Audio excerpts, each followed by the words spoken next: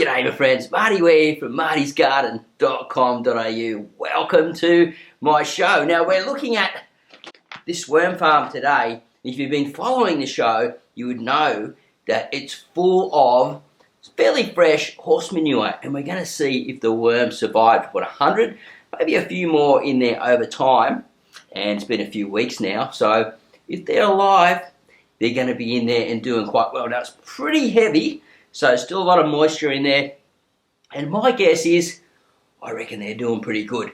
But we need to get into the video and empty into the wheelbarrow to find out how they're doing.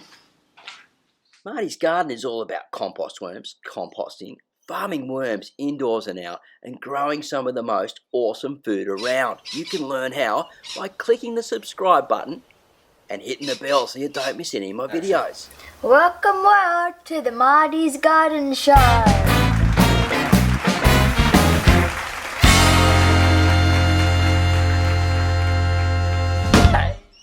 But before we get into showing you how the worms and if they survive, I want you to have a look at these microgreens here. These have been up about 4 days now.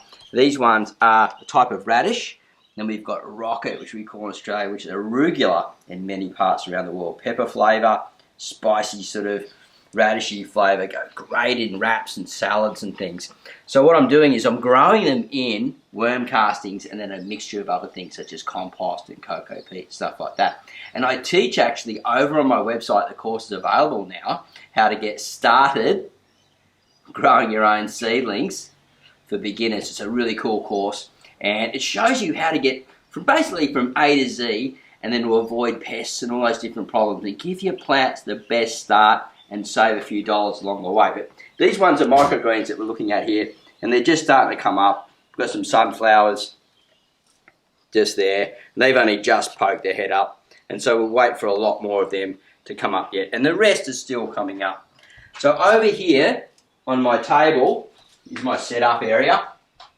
And this is where I do all that type of really cool, funky stuff for getting my seedlings and things going. I've got the indoor area for getting started, then I move them outside to the backyard.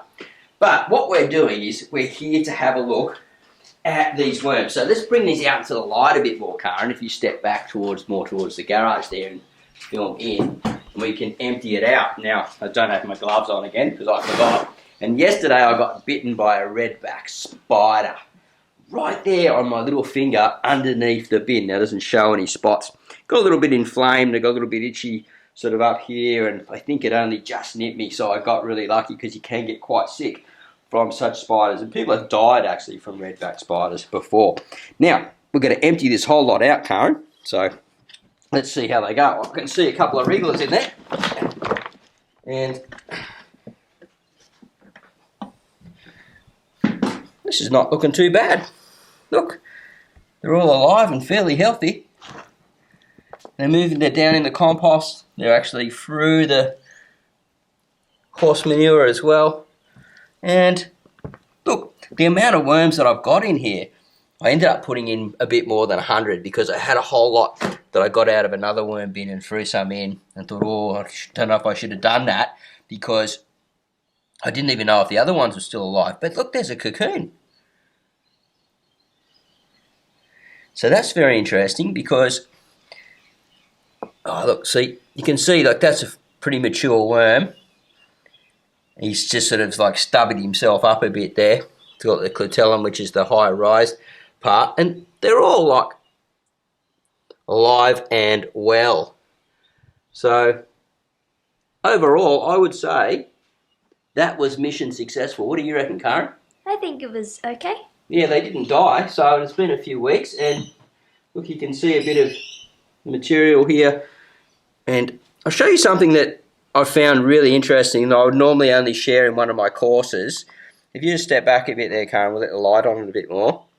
You can see one of the cocoons there, and this is the Hessian blanket, the jute blanket. And when you fold it over or roll it up, they love to get in there and lay cocoons. Like there's another cocoon there, there's one there, there's another one there. And that's pretty amazing because I wasn't really setting this up. There's another one to get the cocoons going as of such. So pretty happy with this overall setup. So what I want to do now is just have a look and talk about these ones over here, because we're going to be looking at these in the next up and coming video. These are the maize worm farms. They've all got different beddings in them, and I've been getting different results from each one. Some pretty good, some not so good. So I think that would take another whole show to get that out to you. But hang on, before we go, here's some Boss Manure. And I've been working on making it really fine. So I'm going to wet that down now. That's going to be going into the worm farms, because obviously any worming medicines, if they were in there from the start, have gone, and I can start feeding these worms. So I'm going to start buying this material whenever I head up towards Port Macquarie, and I'll let it sit for, you know, a week or 2 weeks or something like that before I start feeding the worms and dry it out and sort of sift it and do whatever I can to make it really fine, because I really want to get my cocoon numbers up and do some funky stuff here inside the worm cave. Right, so Karen, have you got any questions? No. Do you think the viewers may have any questions? Maybe. What would be a good question for one of the viewers if they were going to ask?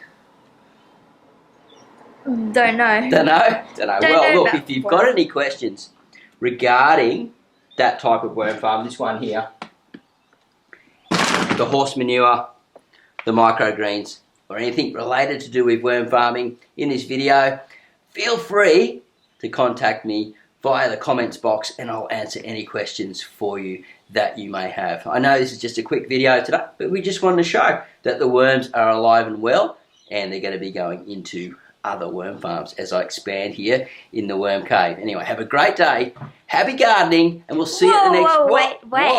Wait. Yes, Karen.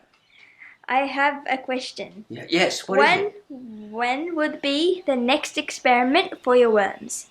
The next experiment is basically we're going to be moving through all these ones, the maize worm farms, and showing everyone what's happened in the trials. Is there going to be any exciting ones? There will be some exciting ones coming up, but I just don't want to give out too much of the information right now. Okay.